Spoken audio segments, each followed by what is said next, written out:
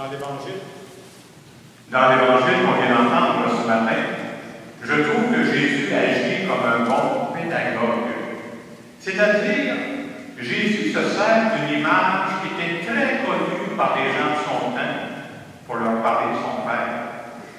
Jésus parle de la vigne. Et les gens, quand Jésus savait très bien des vignes, ils voyaient ça régulièrement. Et Jésus compare le grand plan d'amour de son Père à une vigne où tout le monde doit contribuer pour que la vigne fonctionne. Et Jésus va dire, vous savez, dans la vigne, il y a des serviteurs qui vont se faire frapper. Il y a des serviteurs qui vont se faire tuer. Puis le fils du propriétaire, ça va mal finir. Et quand Jésus compte cette parabole, parce que c'est une histoire, Jésus est en train de compter la relation que Dieu a eue avec son peuple. Pendant des siècles, Dieu a envoyé dans son peuple des prophètes. Mais vous savez, les prophètes n'ont pas été bien acceptés. Les prophètes ont été rejetés, il y a des prophètes qui se sont fait tuer. Puis finalement, il a envoyé son fils Jésus qui est mort sur une croix.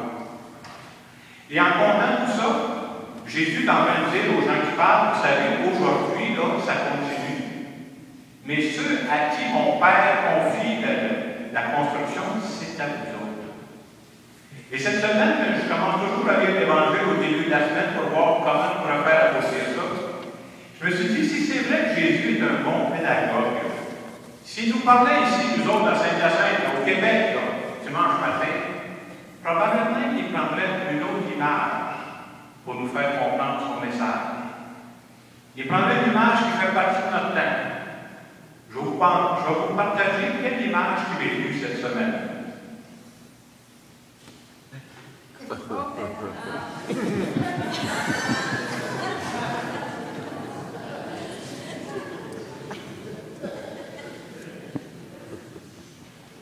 Il me semble, peut-être j'ai écouté tous les nouvelles cette semaine, il me semble que Jésus vient de nous dire que le grand projet de son Père, ça peut se comparer à un grand chantier de construction. Et vous ne savez peut-être pas, vous autres, mais sur les chantiers de construction, il se passe pas mal de choses. Même des choses pas catholiques. Mais à travers ça, Jésus vient nous dire que son Père, sur le chantier de construction, il a besoin de tous nous autres.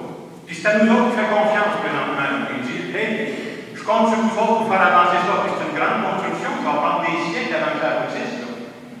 Puis non seulement Dieu a besoin de nous autres, Dieu a besoin de tous les corps de métier. C'est-à-dire, je dirais qu'il a besoin des électriciens pour faire scintiller des étoiles dans les yeux des jeunes. Je dirais que Dieu aujourd'hui a besoin de plombiers pour développer des cœurs qui sont entrouvés. Dieu a besoin de tous les talents différents qu'on peut avoir, et c'est sur vous que je compte maintenant. Et vous savez une chose? On n'est pas les premiers à travailler sur le chantier de construction-là. Nos parents ont travaillé dans le chantier. Nos grands-parents ont travaillé dans le chantier-là. Puis les gens, pas juste ici, là, de partout dans le monde, ont travaillé et continuent de travailler pour ce chantier-là. Et ce que Jésus vient nous dire, c'est qu'en 2011, là, regardez pas ailleurs, c'est sur vous autres que je compte. C'est avec vous autres que je veux essayer de faire avancer le rêve d'amour, le royaume d'amour que mon Père veut implanter sa planète. Et probablement que si Jésus nous disait ça ce matin, il y a quelqu'un qui pourrait dire, hey, c'est bien beau ta comparaison d'un chantier de construction. T'es-tu au courant, toi, qu'il y a des gens qui trichent sur le chantier présentement? Es-tu au courant présentement que la corruption sur le chantier de notre vie, là? Et Dieu répondrait, d'après moi, il dit, tu sais, là, je suis au courant de tout ça. Ouais. Je sais tout ça. Puis c'est vrai qu'il faut lutter contre le mal pour dénoncer ça. Mais la vraie question que j'aurais posée ce matin, c'est pas celle-là.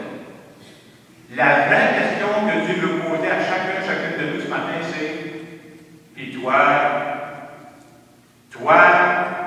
tu fais quoi pour faire avancer la construction de mon royaume d'amour?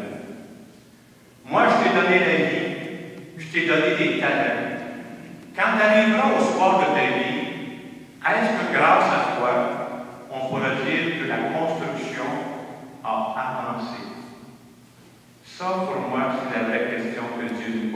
matin. Vous savez que les gens dans notre monde, on a tellement de mauvaises nouvelles qu'ils sont découragés. Il y a des gens qui croient que le monde dans lequel nous vivons, ce n'est pas un chantier de construction. Il y en a qui pensent que c'est un chantier de démolition. Et devant des gens qui se découragent comme ça, c'est important de se rappeler pourquoi nous autres, on veut toujours refaire nos batteries d'espérance. Moi, je veux continuer d'y croire que c'est un chantier de construction. Et c'est pour ça que j'aurais besoin de refaire les forces. Dieu a besoin de moi. Et cette semaine, j'ai vu une pensée d'un auteur spirituel qui s'applique très bien à ça. Et je vais vous la lire mot à mot. C'est un auteur spirituel qui s'appelle Carlo Caretto. Je vous donne mot à mot ce qu'il dit. Carlo Caretto disait, vous voulez un conseil? Ne dites plus, tout va s'écrouler. Mais dites, et c'est vrai, tout est par terre. Et vous vous apercevez qu'il est beaucoup plus intéressant et joyeux de se considérer comme les bâtisseurs d'un lendemain nouveau, plutôt que comme les défenseurs d'un passé vieilli et compromis. Et il ajoutait une parole de Jésus, laissez les morts enterrer leurs morts. Je trouve que cette parole-là est pleine d'espérance. On pourrait dire la même chose pour notre monde, pour notre Église. Moi, ce qui m'intéresse, c'est ce qui s'en vient. Bâtir de nouveau. Il y a une phrase dans la lecture de Saint Paul qu'on avait ce matin qui dit « Tout ce qui est beau et vrai, tout ce qui est juste et pur, tout cela, prenez ça en compte. » Et si moi je traduisais ça dans des mots d'aujourd'hui, ce que Saint Paul dit à travers cette lecture-là, c'est de dire il me semble que nous autres, les chrétiens et les chrétiennes, on a un rôle particulier à jouer dans ce monde-là. Je pense, pour continuer ma comparaison, qu'on devrait instituer une grande commission d'enquête pour faire connaître tout le bien qui se fait dans notre monde. Puis là-dessus, là, on est beaucoup trop discret. On n'en parle pas assez.